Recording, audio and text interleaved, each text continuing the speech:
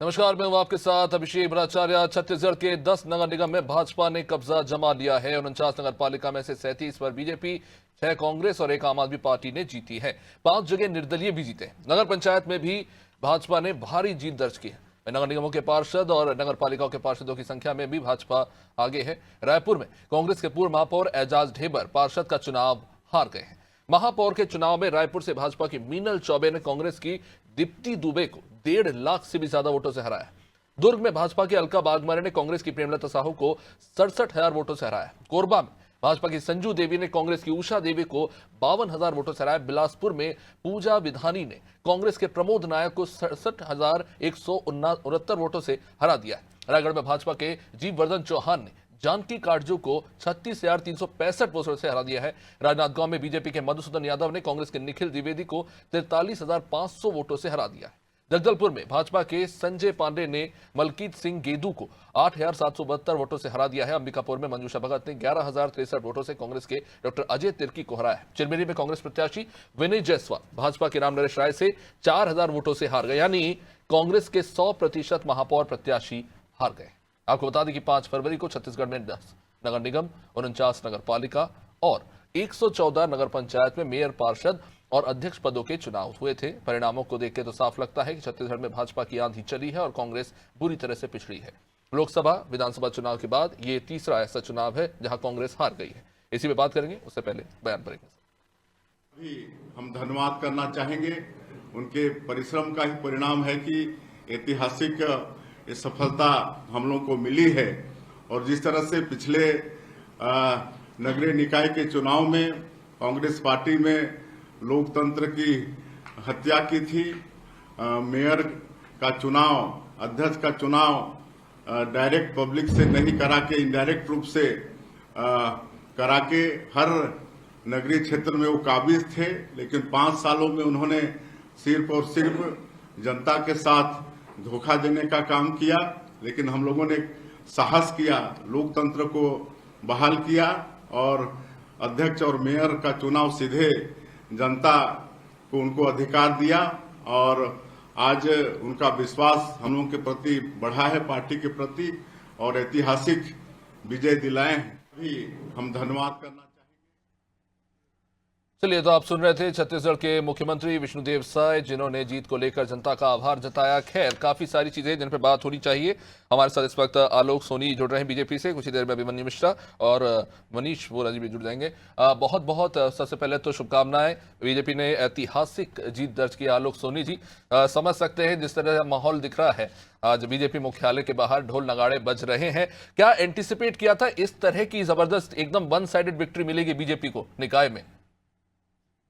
बिल्कुल, आपके सभी दर्शकों को मैं नमस्कार करता हूँ, साथी प्रवक्ता और वरिष्ठ पत्रकार जो भी करता हूँ, और आपके चैनल के माध्यम से छत्तीसगढ़ के तमाम उन मतदाताओं का, उन तमाम रहवासियों का मैं आभार प्रकट करता हूँ जिन्होंने भारतीय जनता पार्टी पर पुनः विश्वास दिलाया है, पुनः विश्वास जताया है, और हम उनके विश्वास पर खरा उतरेंगे, इस बात का मैं उन्हें विश्वास दिलाता हूँ। बिल्कुल, देखिए, जिस तरह से भारतीय जनता पार्टी ने लगातार पिछले 1.25 साल, एक साल और 10-15 महीने के 2 महीने के कार्यकाल में जनता के हित को सर्वोपरि रखा, जीरो भ्रष्टाचार पर जीरो टॉलरेंस की नीति अपनाई, कानून व्यवस्था की बार बार बात उठती थी, कानून व्यवस्था को हमने सुदृढ़ रूप से और उसको अच्छा बनाया, कोशिश की कि किसी भी प्रकार का कोई भी अपराधी अपराध करने के बाद में बचे ना, वो उसे सजा मिले और उसकी गिरफ्तारी हो। इन सभी प्रयासों से, सम्मिलित प्रयासों से, कार्यकर्ताओं के सम्मिलित प्रयासों से, जनता के विश्वास से हमें पूरा यकीन था। मैंने पहले भी आपके चैनल के माध्यम से इस बात को स्वीकारा था कि हम नगरीय निकाय में 10 के 10 नगरीय निकाय जो है वो जीतने वाले हैं, और नगर पालिका पे भी हमें बहुत बड़े अंतर से हम इस वक्त जो है वो काबिज होंगे। भारतीय जनता पार्टी को जनता का स्नेह मिलेगा, प्रेम मिलेगा, ये इस बात को मैंने पहले भी आपके चैनल के माध्यम से कहा था। और देखिए, इस चुनाव को यदि हम देखें तो बहुत सारे मायनों में जो है ये बहुत अलग चुनाव था। अभी तक आप किसी भी चुनाव में, जो स्थानीय चुनाव होते हैं वहां पर में जो स्थानीय मुद्दे हावी होते हैं, स्थानीय प्रत्याशी जो होता है उसकी व्यक्तिगत छवि कैसी है, इन सभी बातों को दरकिनार करते हुए छत्तीसगढ़ की जनता ने भारतीय जनता पार्टी पर विश्वास जताया, भारतीय जनता पार्टी के प्रत्याशियों पे विश्वास जताया। ये बहुत बड़ी बात है। और एक और बात, आज पहली बार नगरीय निकाय के चुनाव, पंचायत के चुनाव और आने वाले जनपद के चुनाव जो है वो एक साथ कराने की जो भारतीय जनता पार्टी और विष्णुदेव साय की शासन काल में जो ये संभव हो पा रहा है, ताकि जनता को जो है बहुत जल्द से जल्द जो चुनावी जो परेशानियां होती थी चुनाव की वजह से, उनसे मुक्ति मिल रही है। जी। तो बहुत सारे माइलस्टोन, बहुत सारे अचीवमेंट जो है इस चुनाव ने दिखाए हैं, बहुत सारे माइलस्टोन अचीव किए हैं। और मैं पुनः एक बार आपके चैनल के माध्यम से सभी दर्शकों को धन्यवाद प्रस्तुत करता हूँ। ठीक है। अभिमन्यु जी, लगातार चुनाव को लेकर आपकी पार्टी के नेता कहते रहे हैं कि बीजेपी को हार का डर है इसलिए चुनाव टाल रही है, बार बार तारीखें जो है बदली जा रही है, लगातार ये आरोप लगाते रहे। आज जो नतीजे आए हैं उनके बाद ये तमाम दावे जो हैं वो कहीं ना कहीं धरे के धरे रह गए। अभिषेक जी, सबसे पहले तो आपको नमस्कार, आलोक जी को नमस्कार, मनीष जी जुड़े हमारे साथ, उनको नमस्कार। जी सबसे पहले तो जो भारतीय जनता पार्टी के जितने भी नवनिर्वाचित और साथ में कांग्रेस के नवनिर्वाचित जितने भी लोग जीते हैं चुनाव, उन सबको मैं बधाई प्रेषित करना चाहता हूं आपके माध्यम से। और साथ में भारतीय जनता पार्टी को भी जीत की बधाई देना चाहता हूं, उनके प्रवक्ता को। और देखिए, जनमत जो है वो स्वीकार्य होता है, और उसके साथ साथ हमारी ये भी जिम्मेदारी है, जो लाखों वोटरों ने हमारे ऊपर भरोसा जताया है, हमें मतदान करके, हमें अपना वोट दे करके, उनके भरोसे पर हमें खरा उतरना है, एक मजबूत विपक्ष बनकर हमें उभरना है। और हर जनता की लड़ाई में, चाहे कोई भी योजना की बात हो, चाहे उनका हक दिलाने की बात हो, उनके साथ में खड़े रहना है। तो इन सारी बातों को लेकर के हमें मंथन भी करना है, और उसके अलावा हार का मंथन भी हमें करना है। बिल्कुल चुनाव की बात करी गई, समय हमें कम मिला, चुनाव में अनियमितताएं थी, उसके बाद वीवीपैट भी नहीं था, इस प्रकार की और भी चीजें थी। पहले बताया गया बैलेट पेपर से होगा, उसके बाद बताया गया ईवीएम से होगा, लेकिन ठीक है, चुनाव हुए, जो भी हुआ। उसके बाद आज जनमत जो आया है वो तो स्वीकार है ही है। उसके अलावा वही, जैसे मैंने आपको कहा कि जो एक जीत हमारे युवा की हुई है, कुनकुरी जो अध्यक्ष बने हैं नगर पंचायत के, वही उनको मैं वही आपके थोड़ा मरम माध्यम जैसा से बधाई है। देना चाहता हूँ। मैं सर इस जी, पे भी आऊंगा तो अभिमन्यु जी कि आपकी पार्टी के जो कहीं ना बड़े कहीं नेता है, चाहे वो टीएस सिंहदेव हो या फिर भूपेश बघेल हो, उनके क्षेत्र में भी तो इतनी बुरी तरह से हार हुई है। क्या वो जिम्मेदारी उन पर नहीं बनती कि उनके क्षेत्र में कम से कम कांग्रेस को अच्छा प्रदर्शन करना चाहिए था?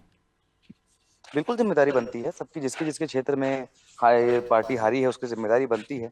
और बिल्कुल हमारे लिए अच्छी बड़ी बात है कि सीएम के क्षेत्र से जो कुनकुरी है, वहां से हमारे एक युवा प्रत्याशी, एक कर्मठ प्रत्याशी हैं, संघर्षशील प्रत्याशी जीत करके आए हैं। मैं उन्हें व्यक्तिगत रूप से भी जानता हूँ, वे जी। काफी कर्मठ व्यक्ति हैं और जनता से जुड़ाव रखने वाले व्यक्ति हैं, पढ़े लिखे व्यक्ति हैं। तो ऐसे लोगों को कांग्रेस ने और भी कई लोगों को युवाओं में मौका दिया, जैसे निखिल द्विवेदी जी को राजनांदगांव में मौका दिया, युवा है 36 साल के। उसके अलावा पार्षद प्रत्याशी के रूप में काफी युवाओं को मौका दिया, जो कुछ कुछ वोटों से इस बार पीछे रह गए, लेकिन जरूर वो आगे आने वाले समय में एक बड़े लीडर सब बन के उभरेंगे। और कहीं ना कहीं कांग्रेस पार्टी जो है और अपने जो लड़ाई है वो लड़ती रहेगी। जिस जी। प्रकार की बातें जो बता रहे थे कि कानून व्यवस्था की बातें, तो ये सारी जो बातें हम कह रहे थे वो तो आंकड़े बताते हैं कि अभिमन्यु जी, कितने बीजेपी तो कितनी अपनी जीत हत्याएं की हो वजह रही हैं। बताएगी ही। मैं जानना चाहता हूं कि आपके हिसाब जी से जी वो जी कौन से फैक्टर्स हैं जो बीजेपी के लिए काम कर गए? कि देखिए, सबसे पहला तो जो हमें समय कम मिला अपनी बातें जनता तक पहुंचाने के लिए। मैं खुद राजनांदगांव के पूरे 51 वार्ड में प्रचार कर रहा था। लगभग 9 दिन में 51 वार्ड पहुंचना मुश्किल नहीं, नामुमकिन सा बात थी। तो हम पूरे वार्ड तो नहीं कर पाए, लेकिन जहां जहां पहुंच पाए उस हिसाब से हमने काफी अच्छा परफॉर्म किया है। हमें उम्मीद है कि हम आगे और अच्छी तैयारी करेंगे तो आगे परफॉर्म करेंगे। थोड़ा समय और मिलता तो शायद हमारी परफॉर्मेंस और अच्छी होती। चलिए ठीक है, मनीष वोरा जी भी हमारे साथ है। मनीष जी, बहुत सारी बातें हैं, लेकिन सबसे पहले ये जानना चाहूंगा कि इस चुनाव को किस तरह से देखते हैं। एक ऐतिहासिक शिफ्ट देखने को मिला है जनता का। 10 साल तक कांग्रेस शहर सरकार में रही, अब पूरी तरीके से वाइप आउट कर दिया है बीजेपी ने। कह तो रहे हैं कि समय नहीं मिला था चुनाव के लिए और बहुत सारे तमाम तरह के बयान आ रहे हैं, लेकिन आपको क्या लगता है कौन से फैक्टर्स हैं जो बीजेपी के लिए वर्क किए और क्या चीजें हैं जो कांग्रेस के अगेंस्ट गई?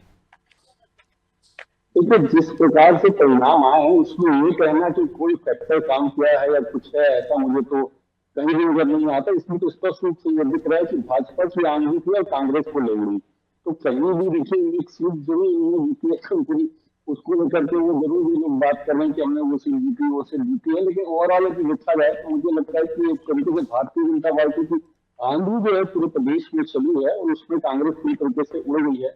और वहां पर कौन से मुद्दे काम किए, क्या किए, ये सारी चीजें मुझे लगता है अभी बहुत दिख रही है। क्योंकि जिस प्रकार से जीत मिली है, देखिए जहां पर 70 वार्ड 60 जगह देखिए 60 की बीजेपी जीत रही है, महापौर पूरी 10 की 10 बीजेपी जीत रही है।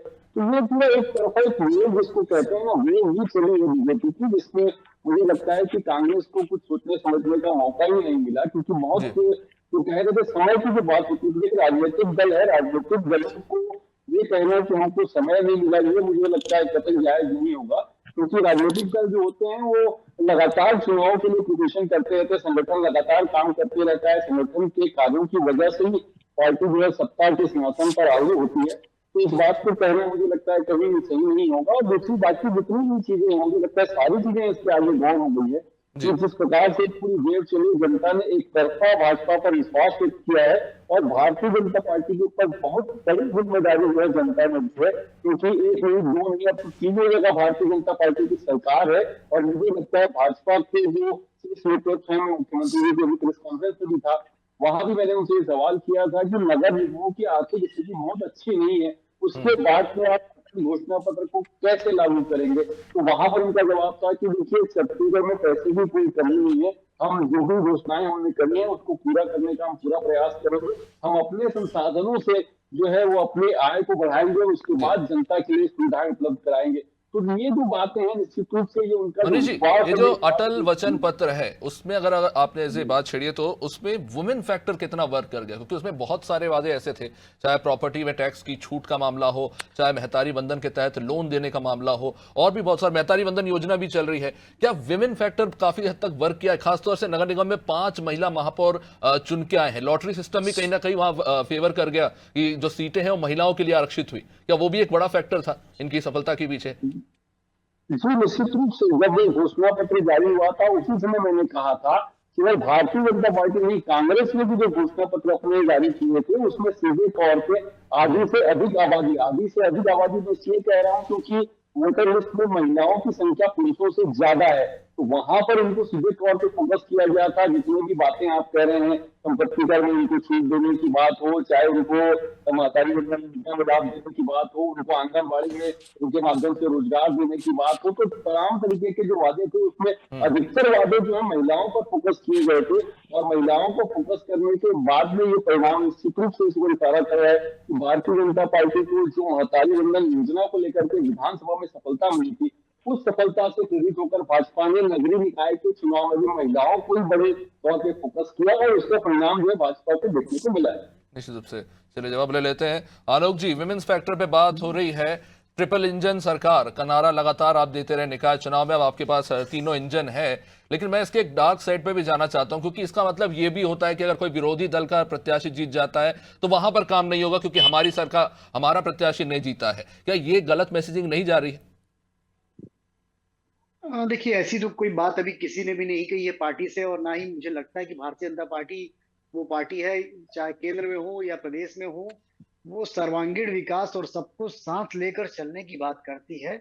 और जहां तक सफलता की बात है, भारतीय जनता पार्टी और कांग्रेस के बीच में जो बेसिक डिफरेंस रहा है इस चुनाव में, जो मूल मुद्दा रहा, मूल डिफरेंस या अंतर कहें, वो यह होता है कि विजन का।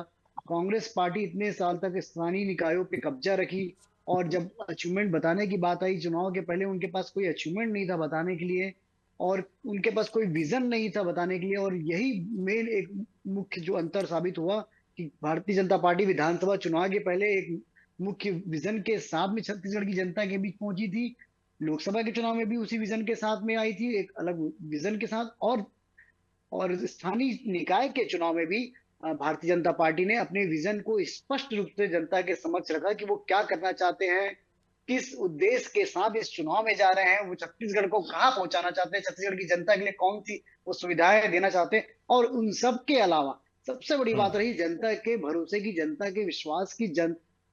क्या है, कांग्रेस पार्टी ने भी वादे किए थे, कांग्रेस पार्टी ने भी घोषणा पत्र किए थे, लेकिन जो एक भरोसे की बात होती है, जनता ने भरोसा किया कि नहीं, ये जो वादे किए जा रहे हैं, क्योंकि पूर्ववर्ती कांग्रेस सरकार ने बहुत सारे ऐसे वादे विधानसभा के समय पे किए हैं, स्थानीय चुनाव के समय पे किए, जिन्हें वो पूरा नहीं कर पाई।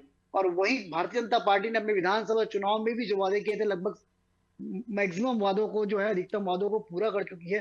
तो ये जो भरोसे की बात होती है, यही भरोसा जो है बहुत बड़ी जीत के अंतर का कारण बना है, और छत्तीसगढ़ की जनता ने फिर से पुनः भारतीय जनता पार्टी पर इसी कारण से विश्वास दिलाया। और जो विश्वास हम पर दिलाया है, हम इसको एक बहुत बड़ी जिम्मेदारी के रूप में मानते हैं, और हम सर्वांगीण विकास के लिए, सभी क्षेत्र के विकास के लिए सबको साथ लेकर के आगे चलेंगे। ठीक है, अभिमन्यु जी, ये कहा जा रहा है कि कांग्रेस के जो प्रत्याशी थे उन पर जनता ने भरोसा नहीं जताया, और चुनाव से पहले जब प्रत्याशियों का चयन हो रहा था तब तो लग रहा था कार्यकर्ता भी आपस में एक दूसरे पर भरोसा नहीं कर पा रहे। बीजापुर की हमने वो तस्वीर भी देखी जहां पर दीपक बैज जी के सामने ही पार्टी के वरिष्ठ कार्यकर्ता गाली गलौज पे उतर आए, इस तरह की स्थिति बनी। तो जनता का भी विश्वास नहीं जीत पाए और कार्यकर्ता क्या आपस में भी लड़ भिड़ रहे थे, ये कारण है कि कांग्रेस जो है ये इस तरह के नतीजे लेके आई। नहीं, ऐसा कुछ भी नहीं है। देखिए अभिषेक जी, अभी जैसा बता रहे थे मनीष जी, मैं उस बात से सहमत हूँ कि एक जो लहर चली थी भारतीय जनता पार्टी की, विधानसभा चुनाव हो गया, फिर लोकसभा चुनाव से जो बड़ी, और उसके बाद उसी लहर में लगभग ये चुनाव भी निपट गया। और जो कम समय की बात मैं इसलिए कर रहा था क्योंकि हमारे मुद्दों को लेकर के जनता तक जो पहुंचने की पर आप उन जो मुद्दों समय पे था वो थे क्या? हमें नहीं क्योंकि मिला। आप ही के पार्टी के जी। जो नेता हैं प्रचार कर रहे हैं मंच से, वो कह रहे हैं कि अगला विधानसभा चुनाव हम टीएस सिंहदेव जी के नेतृत्व में लड़ेंगे। अरे सर, आप पहले ये चुनाव तो लड़ लीजिए। देखिए वो एक अलग बात थी।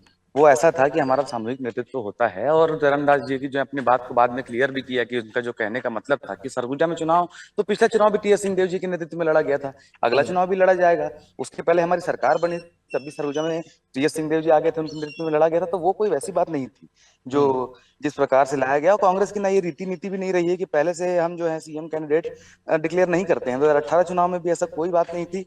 हमने चुनाव जीता, उसके बाद फिर हमारा आलाकमान तय करता है कि किसे कमान सौंपनी है। तो वो सारी बातें हैं। तो उस बात में वो कोई अलगाववाद की बात करना वो ठीक नहीं है। उस बयान को अलग तरीके से नहीं, पेश किया गया। क्योंकि ये सवाल इसलिए भी है कि देखिए, अगर आप जीतते हैं, बहुत अच्छा प्रदर्शन करते हैं, तो फिर आपके पार्टी के अध्यक्ष जो भी चुनाव प्रभारी है उनकी तारीफ होती है। अब जब ऐसे नतीजे लेके आए हैं तो फिर आलोचना भी होनी चाहिए। बिल्कुल आलोचना होगी और उसके बाद मंथन भी होगा, पुनर्विचार भी किया जाएगा कि चुनाव में क्या समस्याएं आई, हम क्यों हारे, और क्या ऐसी बातें हुई जो हम जनता को समझा नहीं पाए, उनके बीच लेकर जा नहीं पाए, या कनेक्टिविटी क्यों नहीं बैठा पाए। सारी तो बातें हैं। अभी अपने देखो, पहले वक्तव्य में आलोक जी ने कहा कि जनता ने सारे मुद्दे, लोकल मुद्दों किनारे करके भारतीय जनता पार्टी के ऊपर वोट डाला। उसके बाद फिर कह रहे थे कि हमारी जो घोषणाएं हैं और योजनाएं हैं वो भी बताए हैं कि जो मनीष जी कह रहे थे कि इनकी घोषणाएं ऐसी हैं जो अभी हाल स्थिति में पूरी होने लायक दिखाई नहीं पड़ती हैं।